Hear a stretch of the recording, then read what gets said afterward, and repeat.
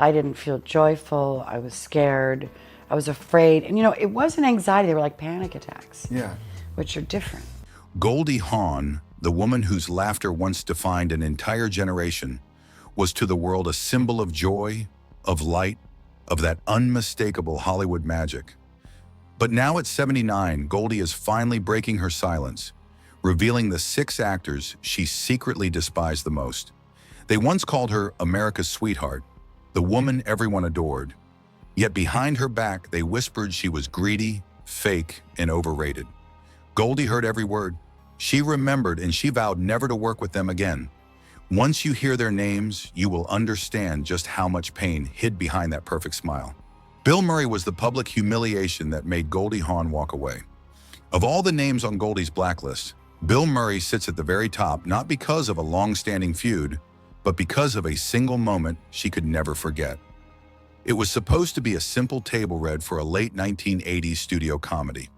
On paper, pairing America's Sweetheart with comedy's wild card looked like a guaranteed hit. But that day in that room, Bill Murray did something that left Goldie feeling humiliated in front of everyone. One comment, one gesture, a single moment strong enough to shatter the Hollywood magic she once believed in. From that day forward, Goldie knew she would never share a frame with Bill Murray again. The moment the table read began, everything fell apart. Within minutes, the room shifted from excitement to dread as Bill Murray showed up nearly an hour late. Loud, rumpled, and not the least bit sorry. He dropped his half-empty coffee cup right onto the script pages and declared, "Now we can start." Goldie looked at him and felt it instantly. Something was about to go very, very wrong. As the reading got underway, Goldie delivered her lines with a trademark warmth and timing that made her a star. Then Murray cut her off mid-scene, smirking as he said, "Why don't you try acting like you've done drama before?" The men in the room erupted with laughter, but Goldie did not. She quietly closed her script, stood up, and walked out without saying a single word. That silence carried more weight than any argument ever could. By the next morning, her team informed the studio that Goldie Hawn was out with no interviews and no explanation. She simply vanished from the project. "He thinks unpredictability is genius," she later confided to a friend, "but I think it is exhausting." That moment changed her career. From then on, she avoided volatile creative geniuses who mistook cruelty for brilliance. She turned down male-driven comedies, refused to tolerate tantrums, and chose peace over chaos. Years later, when someone asked if she would ever work with Murray again, her answer was calm, simple, and absolute. No interest. Then came Warren Beatty, the rejection that became revenge. It all started with a single word: no. That was all it took for Warren Beatty, Hollywood's most powerful womanizer, to turn against Goldie Hawn. In the late 1970s, at the height of his fame, Warren decided Goldie would be his next pursuit.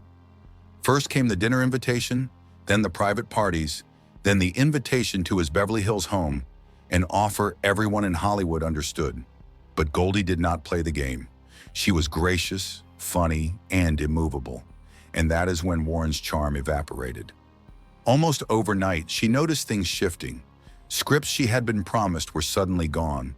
Meetings were canceled, and projects were mysteriously reassigned. Goldie did not need an explanation. She already knew whose ego she had bruised. Directors who once praised her suddenly went quiet, and producers who had fought to cast her now hesitated. One even pulled her aside and whispered, "Warren says you are difficult, not serious material." It was not loud or dramatic. It was a slow, calculated smear campaign. "He does not handle rejection," Goldie admitted years later. "He punishes it." Those 6 words explained everything. What began as a simple no slowly morphed into a vendetta that shadowed her through the early 1980s. Warren Beatty's influence was enormous, and he wielded it without mercy. Goldie never confronted him and never called him out. She let the years speak for themselves. But eventually, fate put them in the same room again at an awards show years after the fallout. Warren approached her with that familiar smile, leaning in as if nothing had happened. Goldie met his eyes, returned a gentle, polite smile, then turned her back on him mid-sentence. There was no scandal and no scene, just one quiet, devastating dismissal. Then there was Dustin Hoffman, the audition that shattered Goldie's respect. Third on her unspoken blacklist, and perhaps the most surprising name of all, the world saw Hoffman as a genius. And Goldie once did too. But after one audition, her opinion changed forever. It was the early 1980s and Goldie was ready to evolve.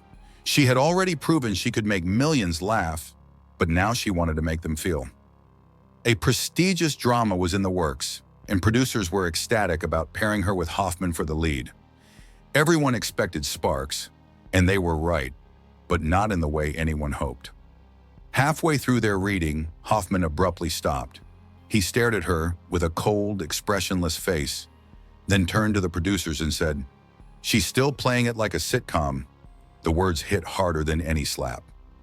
Goldie did not react and did not defend herself. She finished the scene with flawless composure, thanked the room, and walked out before anyone could speak. The next morning, she called her agent. Her voice was steady and emotionless as she said, "I'm out. I won't fight for respect in a room full of men who already decided I'm a joke." With that sentence, Goldie walked away from the project and from Dustin Hoffman forever. Years later, when someone asked about the incident, she simply said, "Some men forget they're not directing the women around them." One quiet, razor-sharp line was her revenge. Hoffman thought he had exposed her weakness, but instead he revealed his own arrogance. Goldie did not argue or plead. She just walked away and never looked back. Then came Chevy Chase, the on-set arrogance that destroyed their friendship. How bad was it? Goldie once told a friend, "If I ever have to smile next to Chevy Chase again, I'll quit Hollywood." That is how deep the bitterness went, and that is why he sits at number 4 on her silent blacklist. Back in 1978, Foul Play looked like the perfect match with Goldie as America's sweetheart and Chevy as comedy's rising king. On camera, they were magic, but off camera, it was pure chaos. Chevy strutted onto the set like he owned the studio. He mocked lines, rewrote jokes, derailed takes, and if Goldie got a bigger laugh, he would sulk for hours. Worse, he would mutter under his breath, "She's lucky to be here." Goldie tried to stay gracious. She joked, she charmed, she kept the peace, but the cracks grew. One night, after yet another fight over a scene, Chevy stormed off and refused to return unless the director rewrote it. Goldie stayed behind, sitting quietly on the steps, completely drained. "He is not funny when the cameras stop," she whispered to her stylist. "He is just mean." By the end of filming, they were not even speaking. The studio begged her for a sequel with millions on the table, but she did not blink. "Not interested," she told her agent, and that was the end of Chevy Chase for her. Then there was Sean Penn, number 5 on her hidden list. Goldie thought she had seen every form of arrogance Hollywood could produce, but she was wrong. Nothing prepared her for what happened with Sean Penn, because this time, the humiliation did not happen on a set or behind closed doors. It happened in public under chandeliers in front of an entire ballroom full of industry power players, and Goldie Hawn never forgot. It happened in 2014 at a Malibu charity gala, where Goldie had been invited to give a short, heartfelt speech about mental health, a cause she has devoted much of her life to. When she stepped on stage, the entire room went quiet except for Sean Penn from his table. He sighed loudly, rolled his eyes, and muttered, "Another celebrity wellness sermon." But the real blow came after her speech ended to warm applause. Penn leaned back, smirked, and delivered the line that would stay with her forever. She should stick to giggling. Goldie did not react and did not shrink. She simply smiled, lifted her glass in a quiet toast, and left the room early.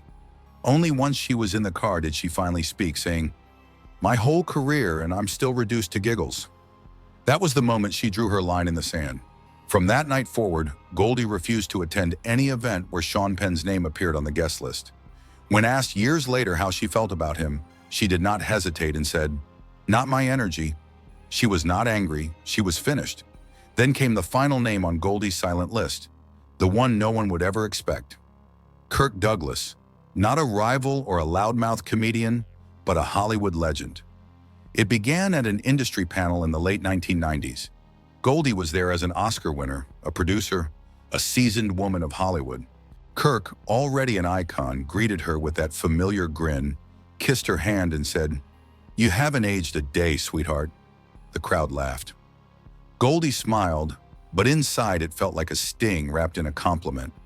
As the panel got underway, things grew worse. Kirk cut her off again and again, finishing her sentences, correcting her thoughts, and reclaiming the spotlight as if it still belonged solely to him. Every interruption was a reminder of how easily powerful men erased women, even accomplished ones. The moderator later admitted, "You could feel her frustration. She went from glowing to stone cold." After the event, Goldie confided to a friend, "He talks to me like I'm still the blonde in a bikini scene. I've won an Oscar." That said everything. She remained warm toward Michael Douglas, often praising him as the kind of respectful man Hollywood needed, but she never spoke of Kirk again. "Some men," she later said quietly, "do not deserve a second act in your memory, and that is the cruelest truth of all." Kirk Douglas never even knew he was on her list. Now you know the real stories hidden behind Hollywood's golden smile. Which of these 6 names shocked you the most? And do you think Goldie was right to keep quiet all those years? Or should she have exposed them sooner? Tell us your thoughts in the comments, and do not forget to like, subscribe, and come back for more Untold Hollywood Confessions.